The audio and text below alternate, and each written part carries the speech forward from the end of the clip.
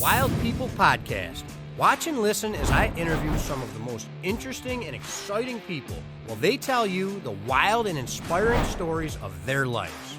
I was really starting to get in tune with that idea of keeping positive energy around me, doing my best to put off positive energy and trying to grow that way. Chuck bugs. And I was like, well, Chuck bugs. We're in Delhi, New York, Right. you know, freaking trout streams galore. So, Right. You Chuck bugs. All the people that we meet in our lives, we got to appreciate that. You know? And just think if there was more people, Yeah. which there is a few, but if there was more people that think like we do, how great this place would be. Yeah. But the road back from something like that is long, right? Yeah, And man. if you're standing at the bottom of that hill looking up it, Yep. it's pretty easy not to take the first step. Of course. Right. Yeah. That flag represented each and every one of us and what we fought for.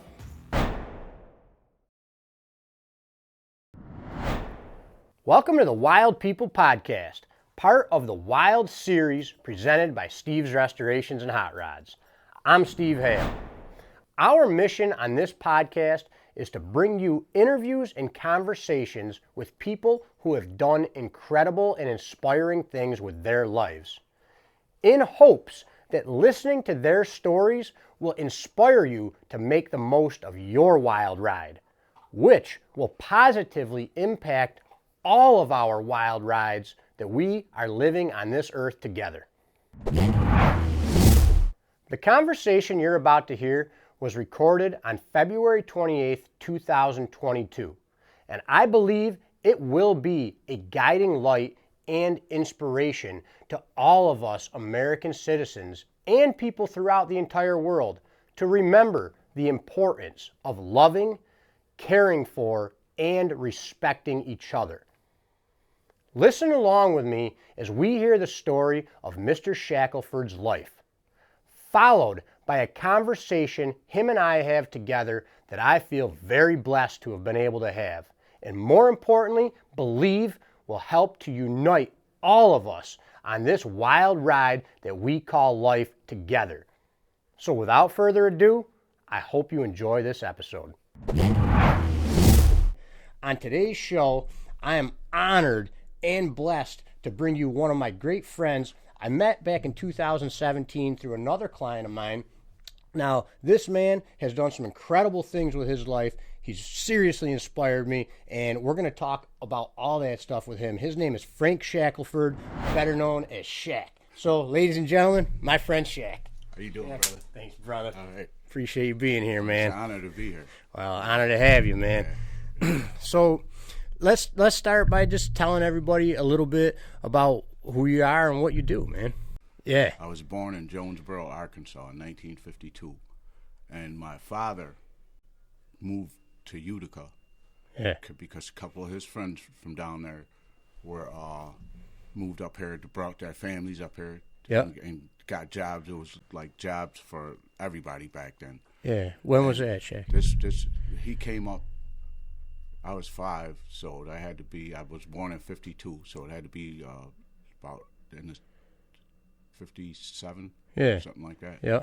And I have 2 older sisters and 2 younger brothers. My 2 brothers were born here. Yeah. And we moved here. We lived in the projects. Yeah. Down by the auditorium, and it was great back then because everybody, all the parents that lived in those projects. Yeah. My friend's parents was my parents because Yeah. if they see me doing something that I shouldn't do, they'll spank my behind. Yeah. You know, and just like my parents were Yeah. one of them, Yeah. same thing, man. Yeah. So, the projects grew us up. Yeah. And that's where I learned to bond with some people. I have friends from back there that, we're still the closest today. Yeah. And it was an experience because back in those days, there was a lot, still is, not much, but a lot of prejudice Yeah. in this town. Right. And probably every place all over the world at that time. Yeah. And my family, my father was a Catholic. My father was a very smart man. Yep. I remember as a kid, I couldn't wait to get home to hang out with my father. Yeah. And because he was always fixing stuff for people, from toasters Yeah. to cars. Yeah. And if something go wrong with one of their cars, they call my father. He'd go over, get his toolbox, and go fix it. Yeah. And I'm right there with him. And he worked for a place that was called Drop Forge at the time. Right. And now, recently they changed it to Kelsey Hayes. But he was a machinist. My father was an educated man. Yeah. And I seen some of the work he did, and he made knives. Everybody wanted his knives. Yeah. You know, hey, make me a knife, Shaq. And so I couldn't wait to get out of school to come and hang out with my father. Yeah. You know, to see what we were doing for the day. And it seemed like overnight he lost his job, and he just turned into a total different person. Right. And you know, being my age, I couldn't understand it. I didn't know what happened. I thought it was me. Right. Because like just about every day I come home, I'm getting beat for something. Right. And if my younger brothers go out and get in trouble or do something, and they did, but my brothers were great. Yeah. And you know, I get a beating. You know, we all get a beating, and I'm thinking to myself, why me? I didn't do it. Right. And right. I just couldn't understand it. And then I started hating my father. Yeah. And I became an angry kid. Yeah. And I got in a lot of fights. Yeah. You know, from my attitude. You know. Right. And somebody said something wrong to me or looked at me wrong. You know, I get in a fight. Yeah. And we went to St. Patrick's School, and I got kicked out of that school because one of the nuns asked me what was the difference between a pig and a hog. Yeah. And I didn't know. Yeah. You know, and I told her, I said, I don't know. She said, yes, you do. And she got a pointer. Yeah. Came over and slammed it on my desk, and she asked me again. Yeah. I said, I told you, I don't know. Yeah. And then I just started guessing because she wasn't going to leave me alone. Right. You know, I said, a pig is bigger, a hog is bigger than a pig. She said, no. I said, well, a hog is a female and a pig is a male. She said, no. Yeah. And kept slamming it, and I got upset. Yeah. And back then I had a quick temper. So I said, you're a pig and your mother's a hog. And I should have never said that. I know. You know, she went and got the principal. They whacked me on the hands, and then they sent me home. Right. I said, you could whack me all you want. I said, don't make me go home because my father would kill me for getting kicked out of school. Yeah. And he did. He almost did, man. He beat the heck out of me. That's crazy, man. That's how they would teach. How do you expect anybody to learn anything like that? You know, that's. I've always heard those stories about the old nuns that had the rulers and stuff. Man, that's crazy. But that's horrible, really. I mean, how do you expect kids to be afraid to ask questions and learn anything? They wanted me to do something I didn't want to do. They tell me, I'm going to tell your father. And I'm going to do it. Right. Yeah. And so anyway, I went to Potter School. Right. And that's where the Insight House is today. Yeah. And that's where all my friends were anyway. That time I was on I don't know what you would call it, not really the bad end, but I was always on the defense. Right. You know? Yeah. And I got kicked out of that school in the 5th grade. I threw a teacher down the stairs and broke his back. Yeah. Because he was choking me. You know, we were in the class talking, and he just came over and grabbed me. Yeah. He was taking me out in the hall, and he was going to start walking down the stairs with me in a chokehold. And I said I could see myself falling and him falling on top of me, crushing my head. So I went down on one knee and threw him over my shoulder, but I didn't know he was going to break his back. So much different world than today with school like that. Yeah, sure is. I mean, and I was kicked out of school for 7 days. I got beat every day for 7 days. Wow, couldn't sleep on my back. You know, I had the skin taken off my back with extension cords. God. And so I grew horrible, up angry. Man. Yeah. And in high school, I got kicked out of high school because I beat up a police officer. Yeah. And it was during the riots. But I had black friends, white friends, Puerto Rican friends. I didn't want to get in that. Right. Be involved in it. What riots was that, Shaq? Back in 1970. Yeah. There was riots in the school? Yeah. Was it? Yeah. Yeah. And everybody knew there was going to be a riot because they were talking about it for weeks. Yeah. And nobody tried to stop it. Right. And I had, like I said, white friends, black friends, Puerto Rican friends. It didn't matter to me what color. Yeah. As long as you treated me with respect, I give you respect. Yeah, exactly. And, so I went to sneak out the back door. Yeah. And one of my teachers followed me. Yeah. And he stood up at the top of the stairs, watched me go out the door and go down the stairs. Yeah. And as I hit the bottom of the stairs, a guy came from around the corner and grabbed me and started trying to throw me to the ground. Yeah. And I was kept pushing him off me, but he wouldn't stop. He just kept coming back. So I hit him and knocked him down. And the next thing you know, a radio appeared in his hand. And I got up. I was going to run. And like 6 cops came from around the corner with the riot sticks. In the helmets. I never seen that before. I just seen it on TV. And I panicked. I ran back up the stairs. And I knew the door was locked because that door locked behind you when you close it. But my teacher was standing there, and he opened the door, and he pulled me in. And there was like 6 police officers. They said, open the door. He said, I'm going to open the door. He said, this kid didn't do anything. They said, open the door or you're going to jail. He said, that kid just beat up one of our police officers. And my teacher told him, he said, he attacked him. And they said, mind your business, just open the door. So they opened the door. They threw me down the concrete stairs. I'm bouncing down the stairs. And they picked me up and threw me in the paddy wagon. And they took me to the city lockup. They didn't put me in a cell, but they put me in a little holding pen. And the only thing ringing in my head was what my parents told me when I was going out that morning to go to school. If you get involved in that, we're going to skin you alive. And that's all I was thinking about. Then I went in the military from there because I didn't want to go back to school. And I went in the military and came home from the military. And me and one of my best friends, we were like family. He went in with me on the buddy plan. What year was that, Shaq? This was in 1970. Okay. What branch were you in? Army. And we went to Fort Jackson, South Carolina for basic training. I became a platoon officer. A platoon staff sergeant. And my friend that went with me, we were in the same dorm. So my job at that time was to make sure the dorms are clean in the morning and at night, and nobody leaves stuff thrown out.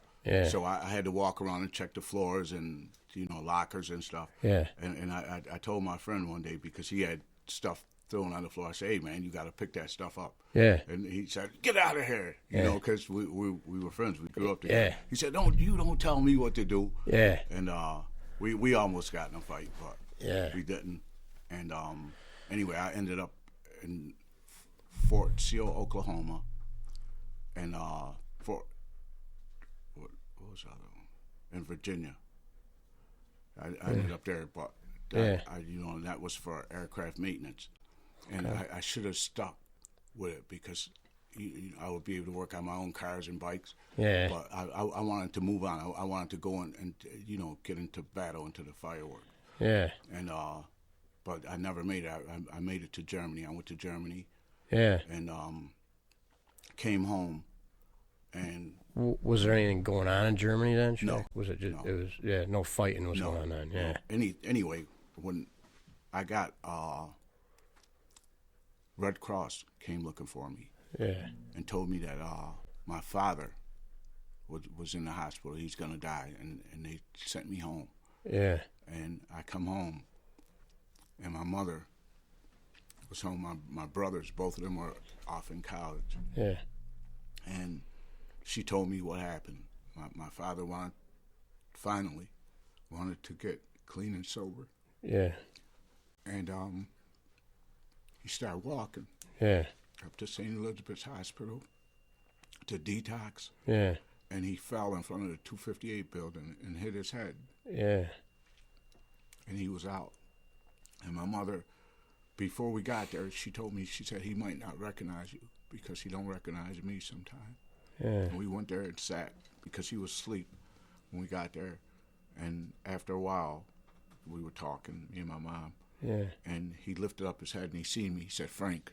But his voice was real weak. So I walked over to his bed. And he was whispering something. I couldn't hardly hear him. But I remember him saying something about pictures. And I remember when I was a kid, me and my brother, they were taking family picture of the kids. And I did like this. I had my finger like that when they took the picture. And that's when you had to send the pictures out and get them developed. And when they came back, my father was looking at the pictures, and I'm standing there because I wanted to see him. And he said, "Get over here." And I walked over there. He had that picture out with me like that, and he smacked me in the head. You messed said, the picture up. Yeah. So he was whispering something about pictures, and that's all I could think about. Was that. And one of my cousins came up, and my mother said, "You might as well go home because he's out for a while." And me and my cousin left, and when she came home, she told me he died. And I went to my unit, and I just couldn't believe it. I never thought that he would die. But everybody died. Right. You know, but Right. it just turned my life around. Yeah. I came home. I promised myself I would never drink or do drugs because I had a friend of mine that I grew up with. Yeah. And I won't mention his name, but we were all close. Yeah. And when I came home, we went up to Liberty Street, which was right up from the projects, a street over from the projects, and it was all bars on every corner. Yeah. And I remember walking up there with one of my best friends, Harold, and we seen a friend of ours. He was standing on the corner. He was leaning on a pole. Yeah. And I'm thinking he's sick. Something is wrong with him. Yeah. And I started walking over. I said, "Hey, man, that's our friend, man. Yeah. Let's see if he's okay." And my cousin said, "Leave him alone." He said he's on drugs. Yeah. I said, "Really?" But I didn't know drugs make you do that. He said, "Yeah, he's on heroin." So I didn't go and bother him. Yeah. But he had some friends coming over from Rome. Yeah. And when they got there, me and him walked in the bar first. Yeah. That's where we were going to wait for them. And we're sitting in the bar. We walked in the bar, and he ordered 2 7 and 7s. Yeah. I said, "I don't want a 7 and 7. I said, "I want a 7-Up." Yeah. And so I got the 7-Up. He drank the 2 7 and 7s. And then his brother came in because we were waiting for, I didn't know we were waiting for girls from Rome to come over and hang out with us. They wanted to meet me, and I wanted to meet them. Yeah. And his brother came in and said, "Hey, man, the girls are here." Yeah. So we go outside, and there's like 4 carloads of girls. There's like 4 girls, 5 girls in each car. And they probably jumping out of their car. Yeah. And they're all smoking weed. And I'm like, "Oh, man." And one of the girls got out of the car and handed me a joint. Yeah. And in one hand, my cousin a joint. He took it and lit it. Yeah. And I said, "I don't want to look like a punk." So I did. Right. Then walked back in the bar and started drinking. Then we go back out, and they're doing coke. Yeah. And I did it.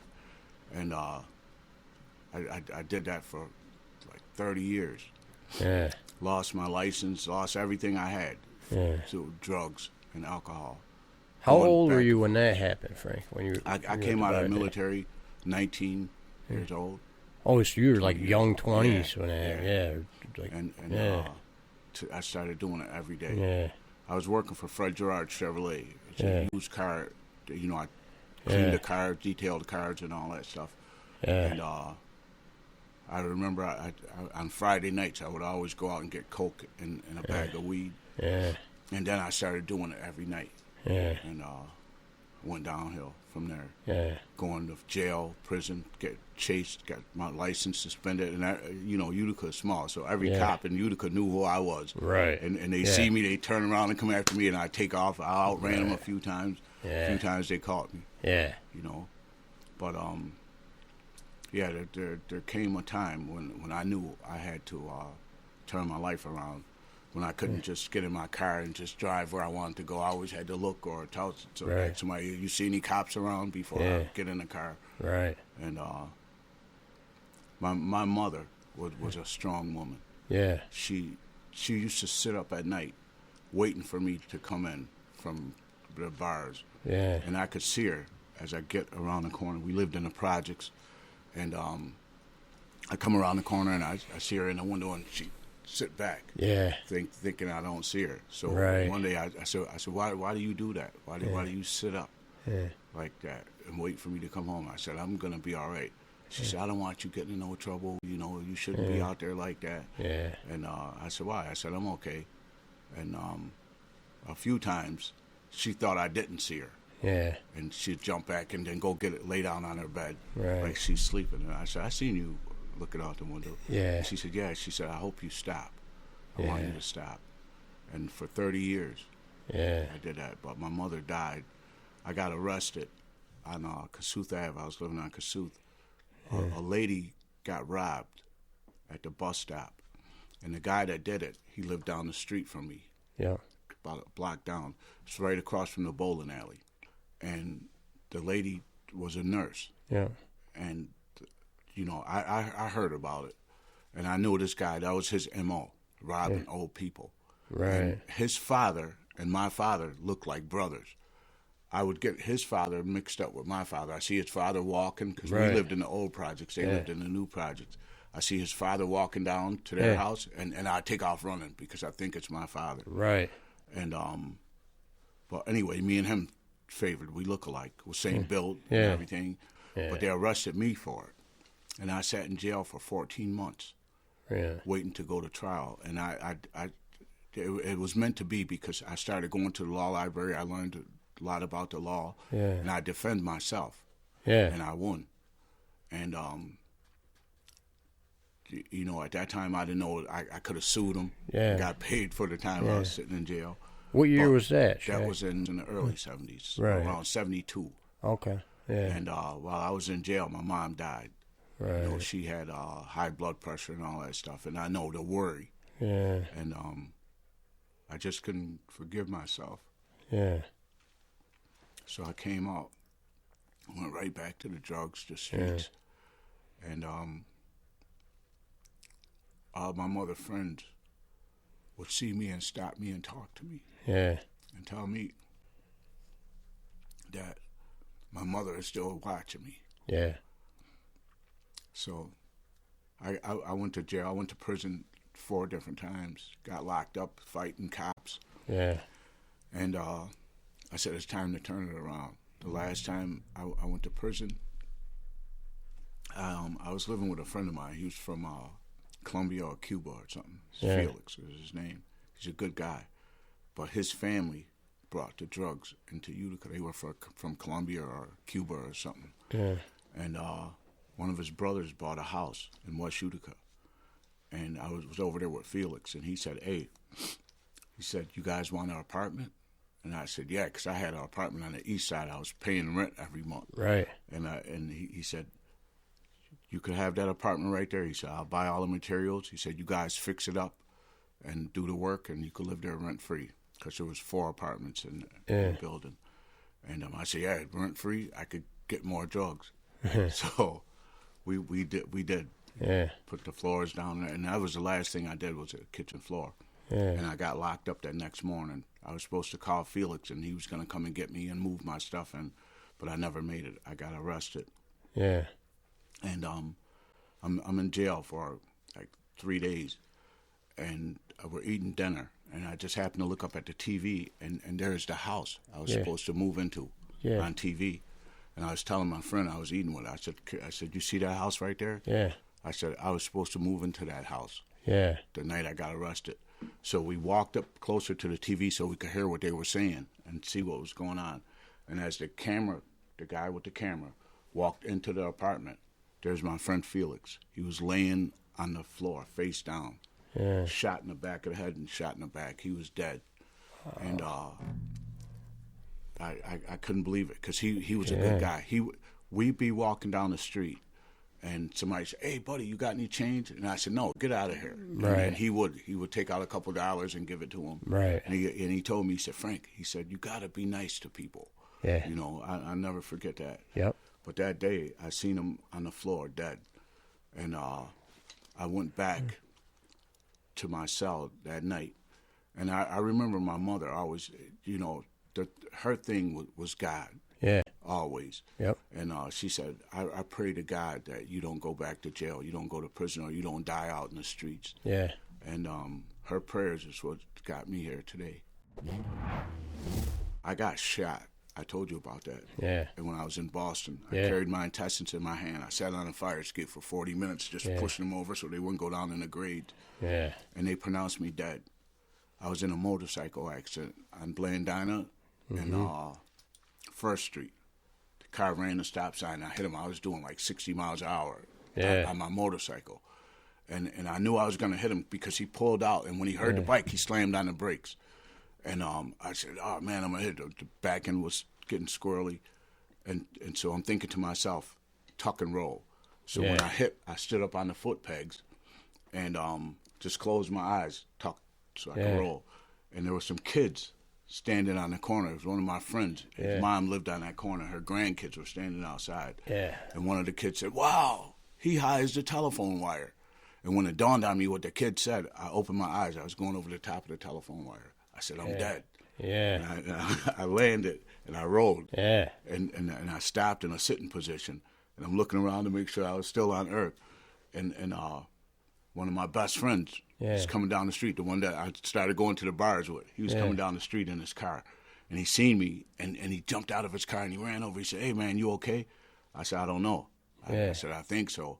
I got up. I got stitches in my chin from the chin strap. And my hand hit the roof of the car. I dented that car like that. And got stitches in my hand, and that was it. Went home the same day. And when I got in the bed, because my mother always told me, she said, God is the only thing that's keeping you alive. And for sure.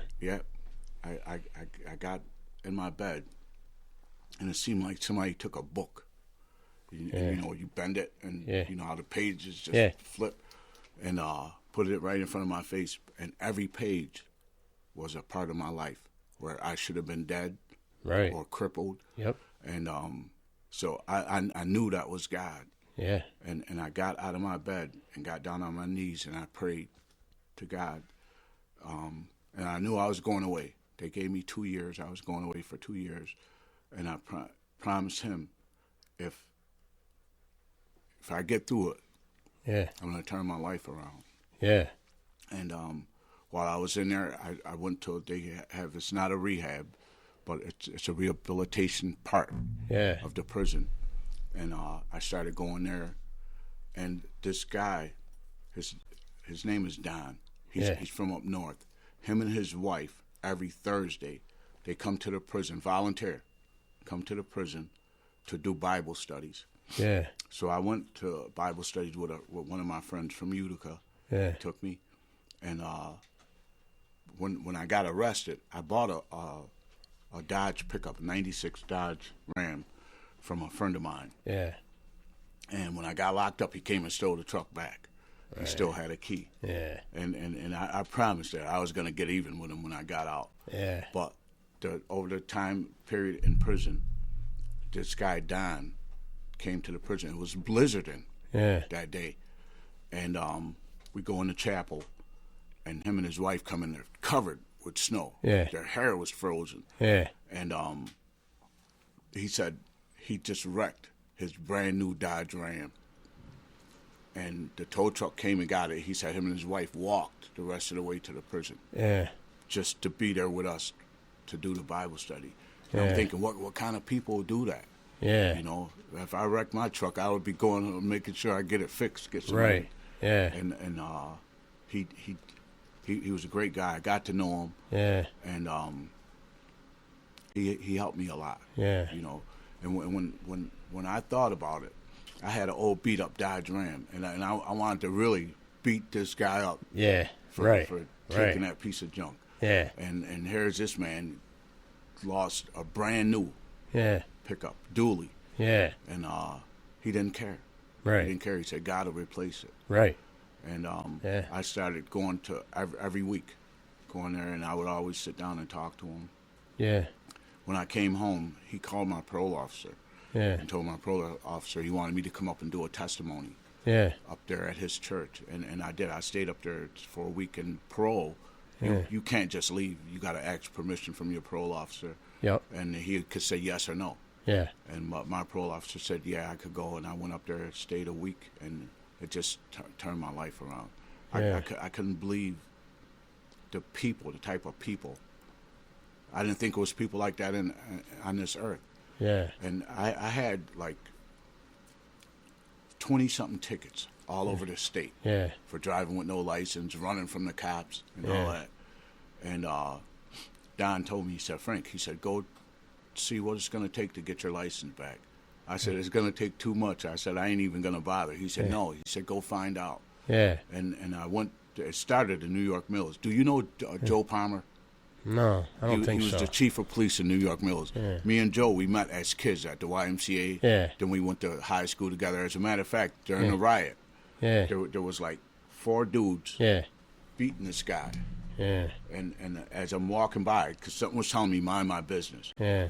And I'm walking by, and I looked down, and it was my friend Joe. Yeah. We met at the YMCA when we were kids, so I started ripping him off him. Yeah. I said, you guys want to fight him? Because Joe was a tough boy. He was Yeah. built. I said, you guys want to fight him? I said, you fight him one-on-one. Yeah. And they didn't want to fight him one-on-one. Yeah. So I walked him out the back door, and that's when the cop grabbed me. Yeah.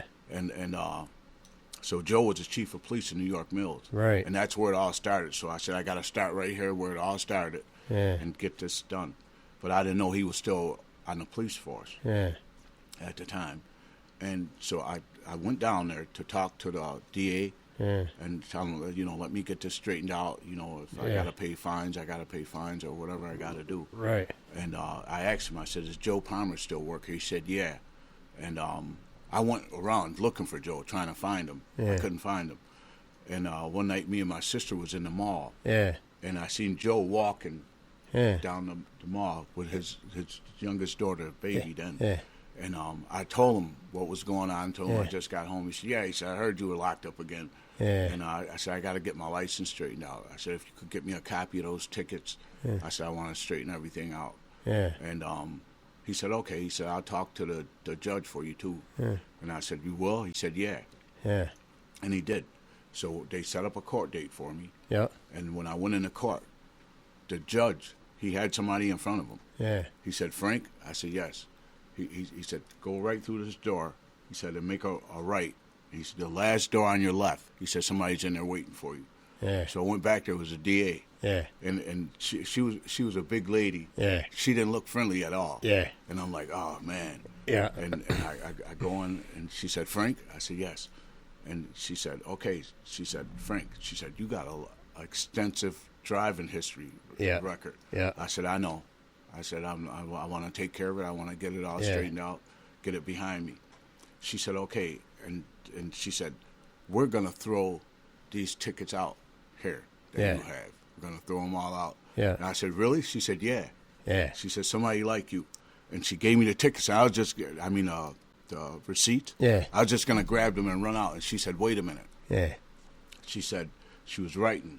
She said, I want you to take this with you to all your court appearances. She said, it might not do anything. She said, but hopefully it will. Yeah. She wrote a letter for me. Yeah. Every other court I went to, they threw the tickets out, except Frankfurt. Yeah, really? I had to pay, but my friend Jerry Zenzillo, he knew the judge in Frankfurt, so he called him for me. Yeah. And he knocked the tickets down. He didn't throw them out, but he knocked them down to something I could afford. Jerry's a good dude. Yeah. Yeah. And that's how I got my license back. I can't thank God enough for me being here. And I got good boys. Yeah. You know, my sons they listened to me. They didn't do what I did. Right. You know, and I thank God for that every day.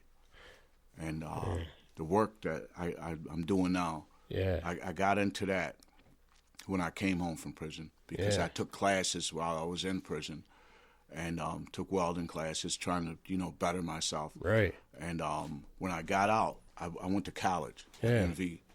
And I never thought I would go to college. Yeah. And I met this lady.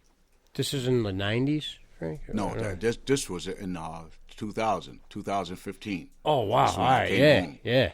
And I went signed up for school. Yeah. And I signed up for school because they told me that you get a check. Yeah.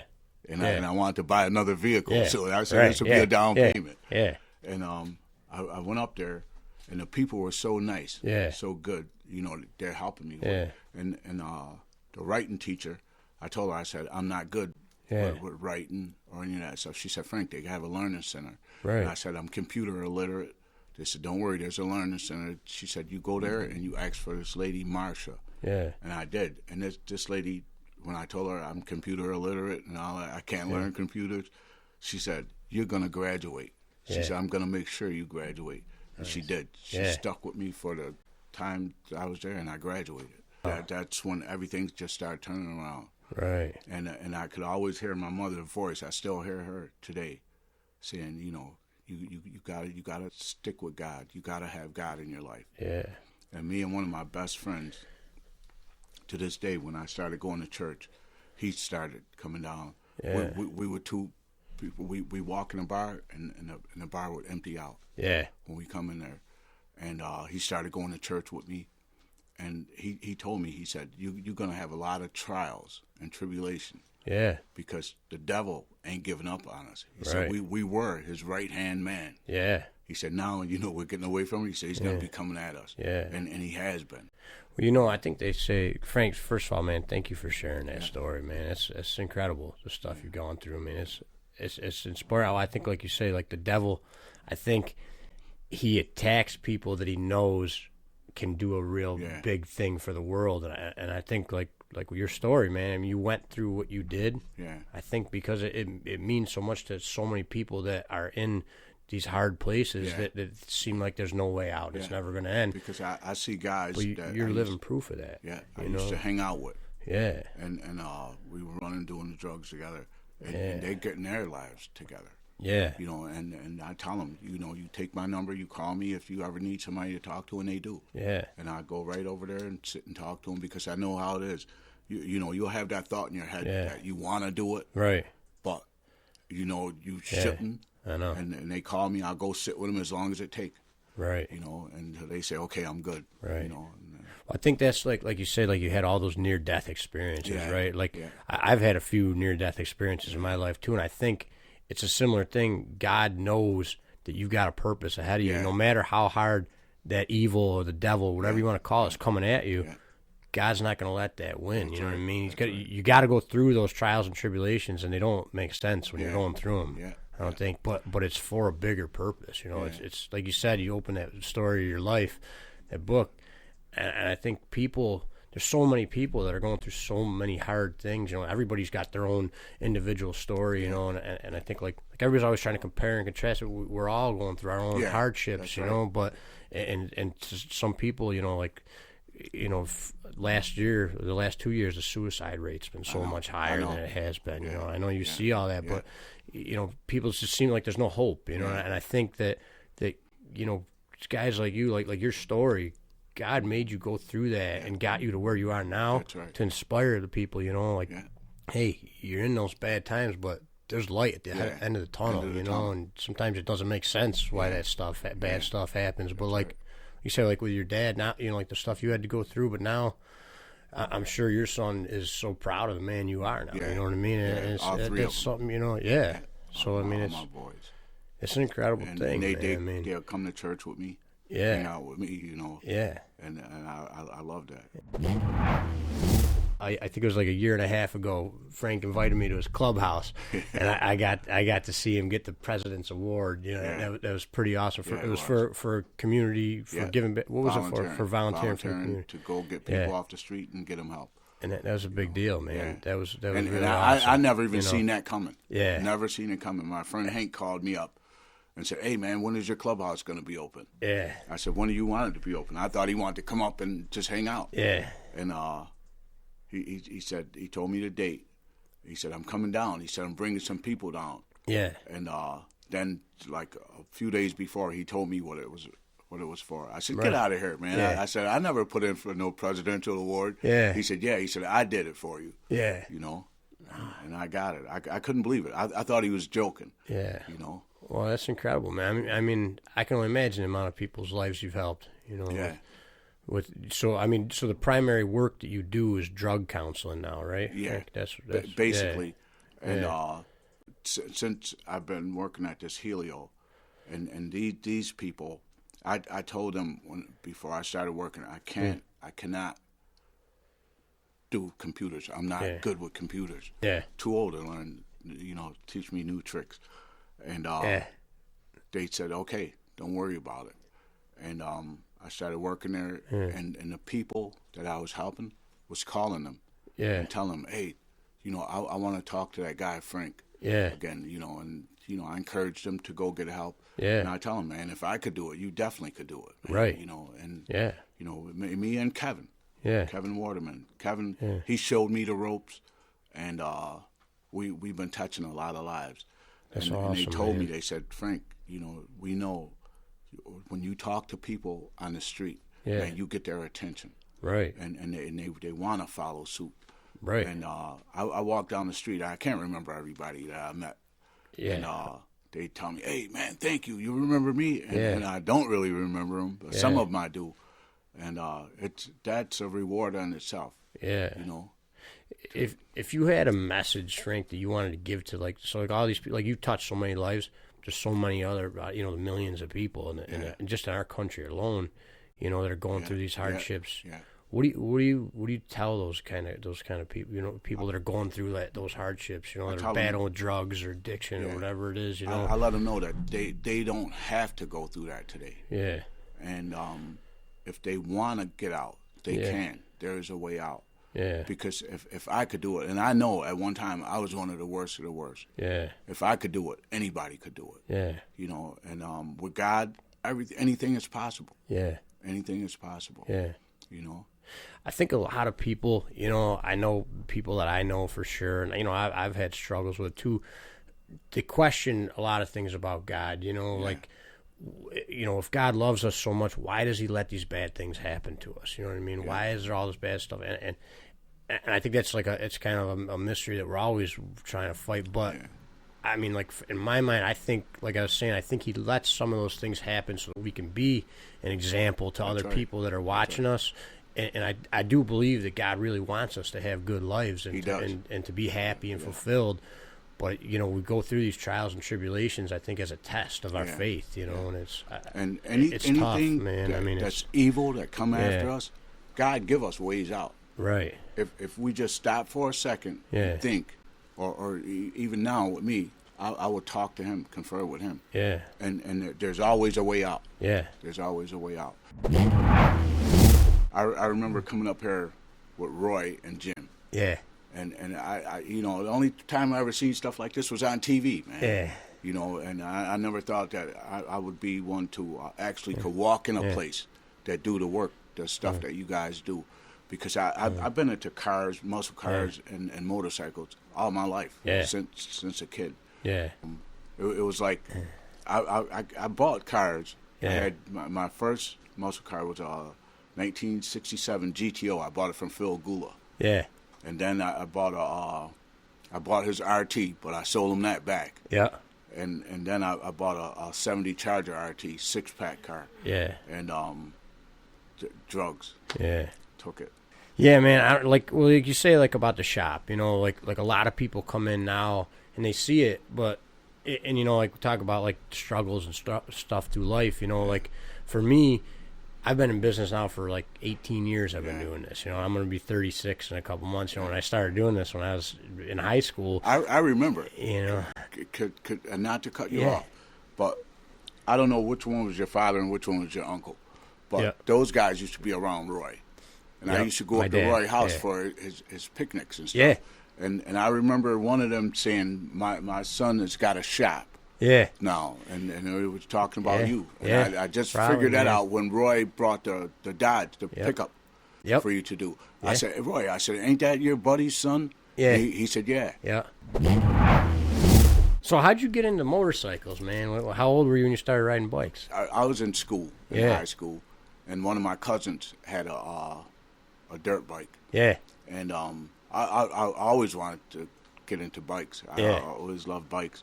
And he was the first one to get one. Yeah. And then he told me one day, he said, go ahead, man, take it for a ride. I didn't even know how to ride. Yeah. And I started it up, pulled the clutch and put it in first gear and let the clutch out, and the thing just went right up in the air. But I held it. Yeah. Because I'm saying this thing is going to come over backwards and break my neck. Yeah. So I held it, I brought it down, and I got off. Nice. I was a little shook up. Yeah. But I always loved bikes. That's how I got started too, man. I got a scar across my chest. I flipped one of my first dirt bikes over when I was a little kid. I had things. I'm like, there we go. Flips right over. Oh yeah. Right across my chest. As a little kid. But then after that, you learn. You know what I mean? So then you decided to start the club. Yeah. So let's tell everybody a little bit about the club. So it's the Buffalo Soldiers of Utica. Yeah. You founded that in 1979? 1979. Yeah. And Yeah. what's your mission with it, Shaq? What was the purpose? What is it now? My great-grandfather was an original Buffalo Soldier. Yeah. He come to this country, and at that time, it was during the middle of the Civil War. Yeah. They were letting African Americans go into the military. Yeah. And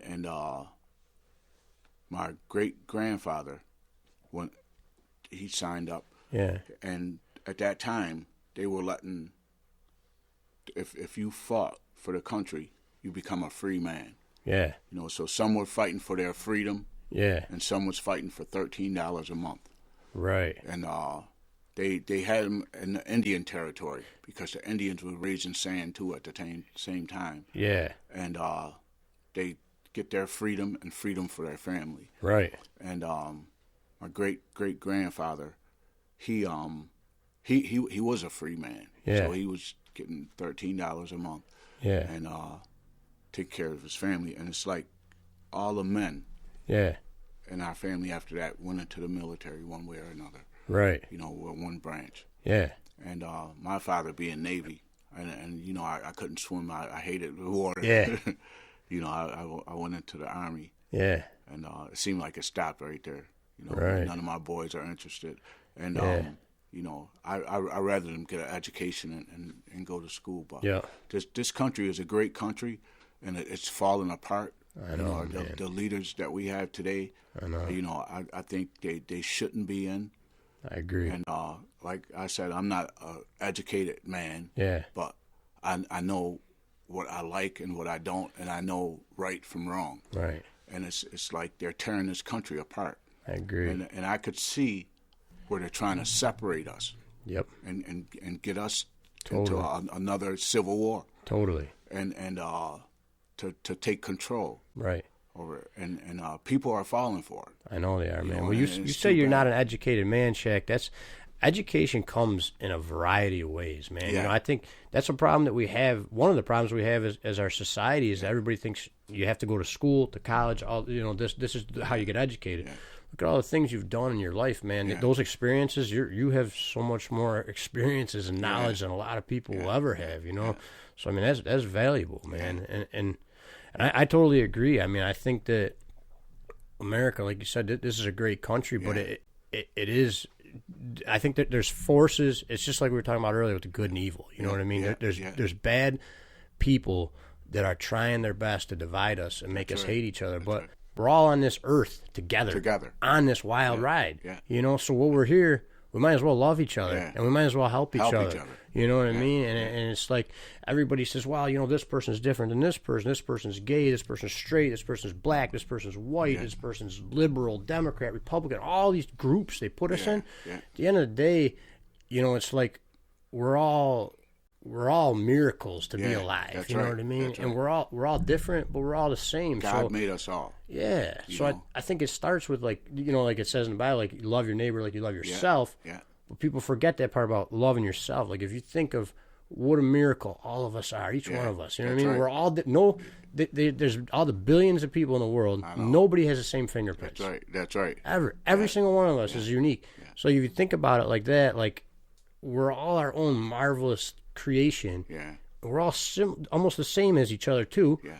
But we have our different. You know, like let's appreciate each other, love each right. other, and be That's thankful. right. Man, like that's my point with the show. Like I get to meet all these people. Like, hey guys, it's my friend Shaq. You know, look how awesome this man is. You know what I mean? It's like you know, all the people that we meet in our lives, we got to appreciate that. You know, And and just it's like, think if there was more people, Yeah. which there is a few, but if there was more people that think like we do, how great this place would be. Yeah, well, I think that we can help people to think like that. I think that's the problem. Is so many people think like, well, you know, look at all this hardship that I'm going through, and it's different than yours, and it's the whole comparison and contrasting, and it's like, you know, you don't know what this is, you know, and we don't. We all don't know each other's struggles. We're all in different places, but what's the end goal? You know what I mean? How are we going to get along, and are we gonna fight each other and freaking hate each other forever? Is that how the world's going to go? I mean, because the world has been a nasty place for a long time. Yeah. there's been a lot of good in it, but there's been a lot of bad, you know. And it's like you hear people say, well, America was never a great place to begin with. Well, the world was a bad place to begin with, you know. We started with the principle that all men are created equal. But, like, at that time, it says, well, you know, we had the slaves, we had the wars, we had all this. But that was going on in the world. And then little by little, we started changing that, you know what I mean? Now we're at this place where it's like, okay, it doesn't matter. What's in the past happened. We got to learn from it. It's done. Right. Learn from it. It's done. But, like, what are we going to do to move forward? I know. You know, what's the future going to look like? You know what I mean? Are we going to keep talking about bad shit that happened in the past, or are we going to start making a good future for all of us? You know what I mean? I think that's, like my mom always said, you know, because she was an Italian, you know, her parents are Italian immigrants, you know, and they had their own hardships, but they always told her, you know, this is a melting pot. This is every culture in the entire world put together in America. And I think we have, you know, they say with great power comes great responsibility. We have this great responsibility to show the rest of the world, look, we can get along. We can thrive together. You know what I mean? Not only just get along, look at all the freaking cultures. It's so cool. You know what I mean? It's celebrated. You know what I mean? It's like, look at all the things that the black culture can bring, or the Italian culture, but then we all bring it into the American culture. You know what I mean? And it's freaking awesome, that's man. what it is. America. Right. Yeah. What do you think, Shaq? I mean, like, what do you think can help us get better and going forward? You know, things like start out with the younger generation. You know, those kids have a neighborhood center for them to come and play pool and chess and everything. But you got to set down rules and have little classes. You know, because another thing I noticed today, everybody that I run into, like people I grew up with, a lot of them they got kids that just got mental problems. Right. You know. I know. And there should be more places for them to go get help. You know, because they just run around the street and not doing it. They ain't gonna get better. You know. I know, man. What about people that like grow up like you know that don't know anything different? You know, like this is their reality. This is where we're at. You know what I mean? They say like, okay, well, you know, drugs or crime is everything. That's what I know. You know what I mean? Like, I mean, you see the people that are the exceptions to the rule, they say, you know what I mean, that have got through that. You know what I mean? Guys like you that inspire me, or like, you know, you get into like the real famous people that have done, you know, like some of like the rappers or whatever that have gone through that stuff and now they've turned their life around. But what about like the everyday people and that you don't see? That's you know what I mean? thing. Because that's what, like, we should come together and have places for these kids to go after school. Like neighborhood centers, they should have them again. And people coming from South Utica, North Utica, East Utica, West Utica, where there is no separation. It don't matter what color you are or what race you are. You come here. And bring your kids here. If they have a problem learning, you know, we have tutors for them to help them out. And, you know, it's a lot of things. A lot of things we could do. What about, like, you know, I think another thing that a lot of people don't think about is like the individual accountability. You know, like you get into like the group stuff, right? Like the group, like, so like a lot of people are like, you know, like there's the groups of people that hate cops, right? Well, like you said, like there's bad cops and there's good cops. You know what I mean? And I think really for the most part, more than good. There's a lot of good cops. And we need police officers. You know what I mean? Like, you know, when I was younger, I had a list of speeding tickets and seatbelt tickets like crazy, and I lost my license a couple times too, just because I was a maniac, and you know, and I didn't freaking deserve a license. But at the time, I was pissed off. You know what I mean? And like, you know, things that happened, like our shop got robbed back in 2008, and I lost everything that I worked for at that point. You know, the insurance company didn't cover it, and it was like, you know, at that point, I was just like so depressed and discouraged, and the cops weren't doing anything to help it, and.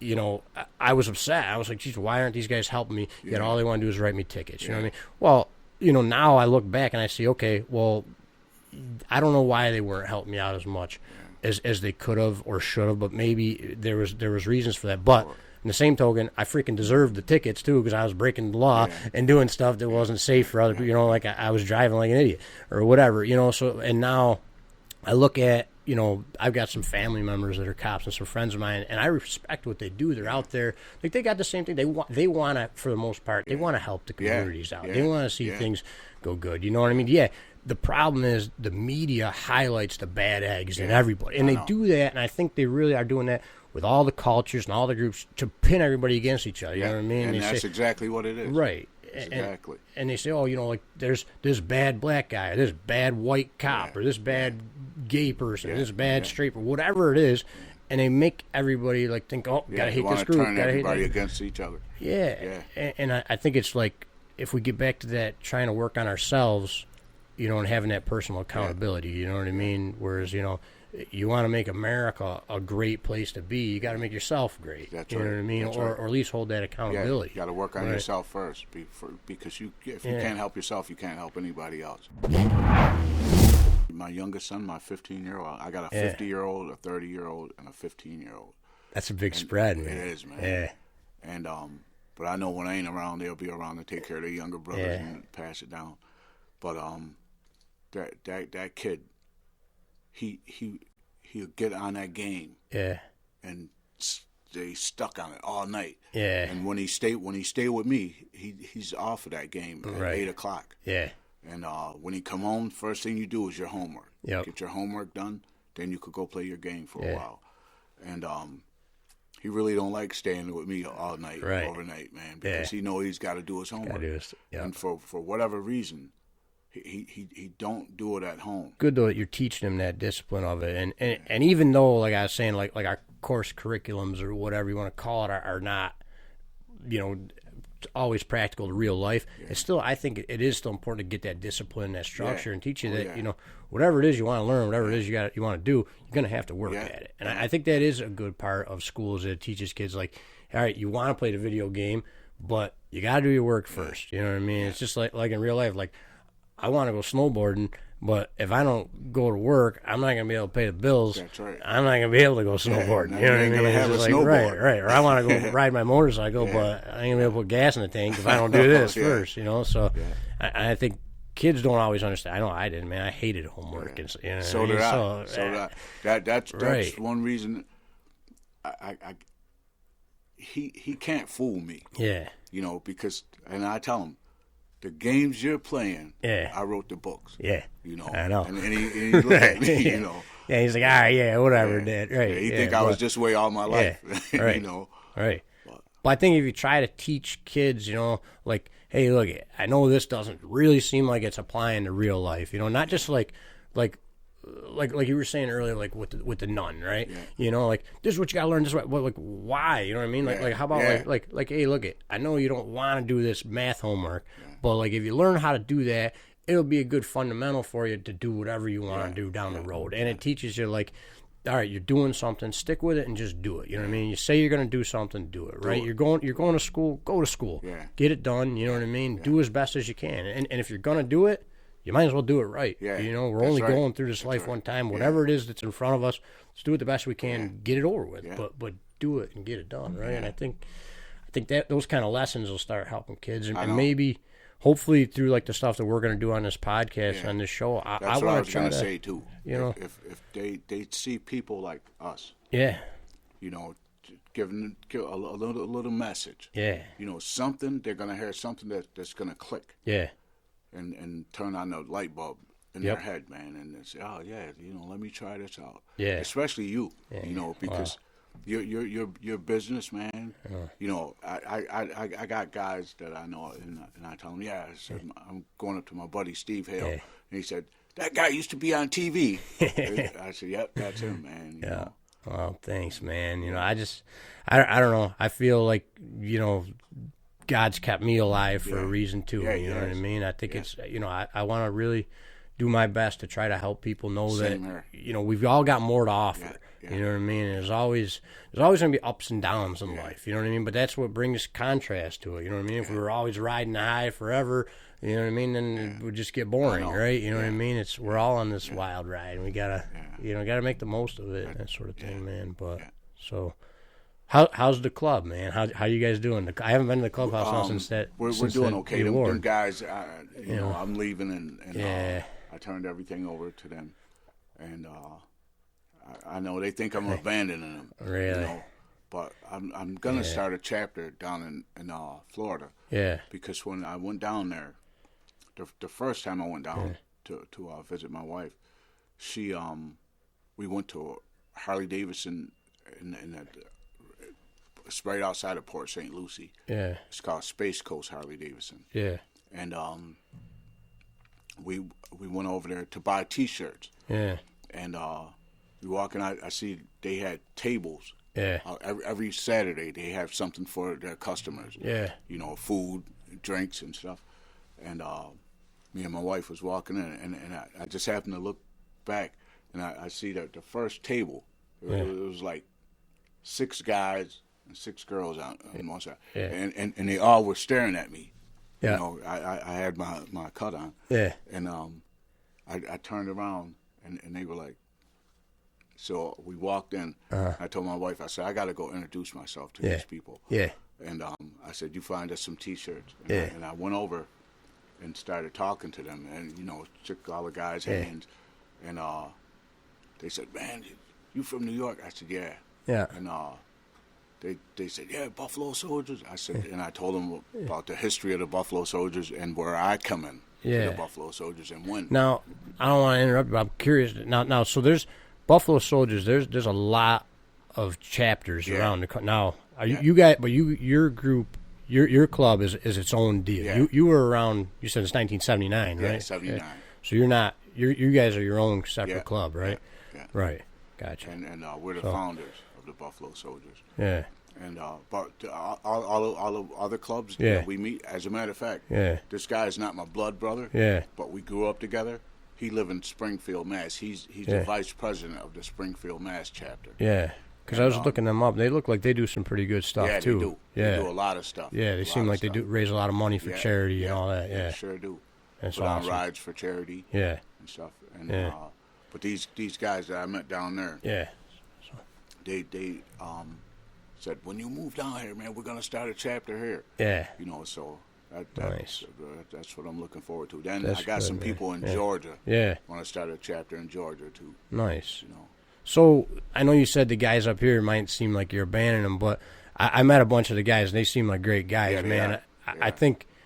What do you think? Like, what legacy do you want them to carry on for you? You know what I mean? Because that's kind of how it works, right? Yeah. Like you started something now. Like, hey guys, I need you to carry it on. They you know know what I mean? Yeah. And I just want them to just be the best that they can. Yeah. To help people that need help, especially kids. Yeah. You know, we not this past Christmas, the Christmas before. Yeah. We had a thing. We bought gifts for kids and had food. Yeah. Stuff. You gotta see. You know, little kids are fascinated with motorcycles and cars. Anyway. Oh yeah. Yeah. You know, the kids was coming in asking us all kind of questions, man. Yeah. You know. Yeah. And it's all right. We did a thing up to the school there on James Street. Yeah. Brought all book bags, pads, pens, all school material. Yeah. And went up and handed out to the kids. As a matter of fact, the mayor showed up. Yep. And they put it on TV. Nice. And it was pretty good, man. And That's cool, that's man. what I want to be known for. That's what I want us to be known for, Nice. man. We look out for our community and, you know, try to get kids on the right track. Nice. Because really, and especially my race, they're steady going downhill. Yeah. Steady going downhill, killing each other, Right. robbing each other, Right. and all kind of stuff, man. And it shouldn't be that way, man. No. You know, and not that color or race Right. have anything to do with it. Yeah. But, I mean, as Americans, as people, stick together, help each other, man. Right. You know? Well, I think we're all energy, man, and I think if each one of us tries to put out that positive energy, like it trickles, you know what I mean, and it'll spread throughout the community. I got you know what I some mean? of the guys It's in my like, club now. They see stuff coming up, or kids that's walking around, you know, like today with shoes with holes in them, and you know, go get them a pair of shoes or something, man. You know. Well, yeah, man. I mean, I've got to lead a couple of the rides. We did those rides for animals. I don't know if you guys remember those or if you were around or not. We got to be the ride captains for that a few years. That was pretty awesome, man. So, like, if stuff like that ever comes back up again, man, you got to let me know who to reach out to in the club, you know, and I'll hopefully we'll be able to still keep a relationship with the club and stuff, definitely. man. And I'm going to come see you down in Florida, too. You got it. Stay, You got it. I'm going to hold you to that. Good. I'm looking forward to seeing what you're going to do for the rest of your life, Shaq. You got some good stuff ahead of you, man. Still, you know what I mean? It's I think we go through chapters in our lives. You know, I know do. like I do too. You know, I mean, like, you know, before starting this show, and I think one of the reasons, like I've wanted to do this now for like 7 years. You know, and like we did the TV show, and then after that, like I had a lot of hits come at me in bad ways, you know, and stuff happen, and I think it was for a reason, you know. And now it's like those are chapters that you go through, you know, and I'm really looking forward to this new chapter, and I think I got a feeling it's a new chapter for all of us in America too, man. You know what I mean? And it's like, you know, I think we've all gone through some hard stuff, but like, you know, let's learn from it. Yeah. But let's leave it there. Move forward. You know? That's right. That's right. Yeah. Don't waddle in it. Right. Just exactly. It right happened. there. It made us stronger. Yeah. We went through some tough stuff. You know what I mean? But now let's go with the future. And let's do some positive, good stuff. You know, let's be free. I know. Let's be happy. You know what I mean? Love each other, respect each other, help each other grow. Yeah. Pick the guys up that are down below us. You know what I mean? So, Shaq. Thanks, brother. Hey, Thank man, you. listen, do you got a message that you want to tell everybody? What do you want to close out with? What do you want everybody to think? I want everybody to know that there is a God. Yeah. God is real. And God said he will give us anything we ask for in his son, Jesus Christ's name.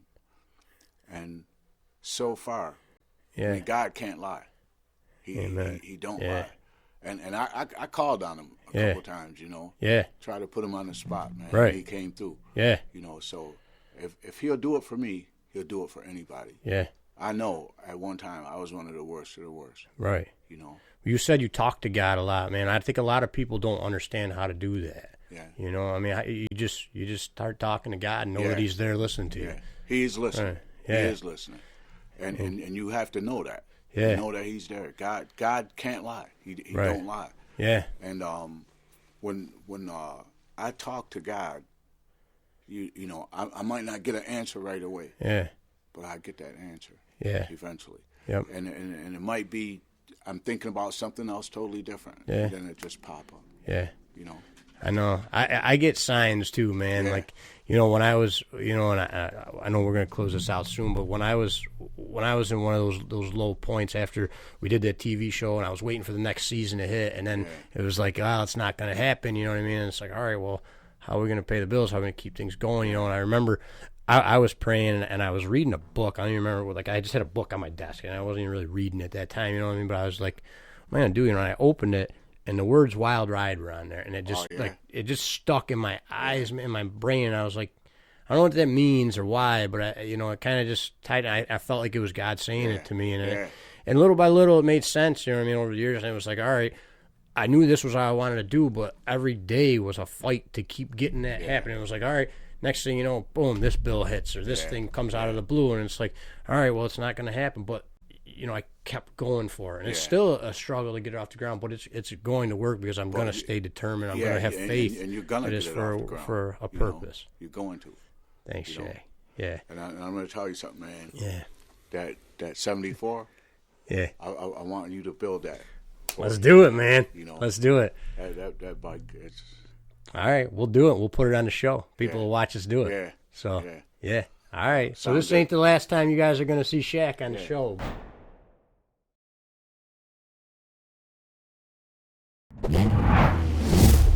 All right, guys, listen, stay tuned, follow us, check out stevesrestorations.com if you want to learn more about Wild Ride and Wild Series. If you guys want to help support us, we'd love to see you guys all wearing Wild Ride shirts, t-shirts, hats, all that stuff. That'd be awesome.